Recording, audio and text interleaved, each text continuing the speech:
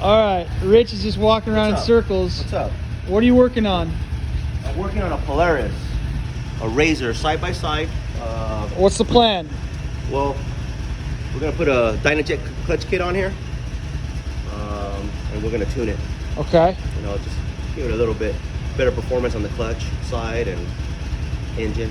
Rip out in Glamis. Wherever he this guy goes? Yeah, wherever he goes. So I already started to take off some of the bolts here.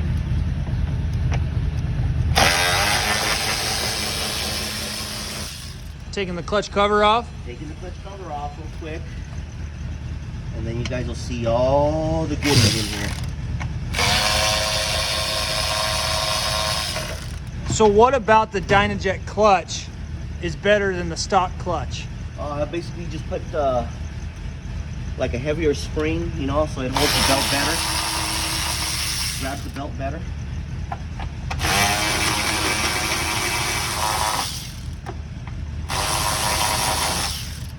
That kind of allows you to hammer on it a little bit harder, get more horsepower.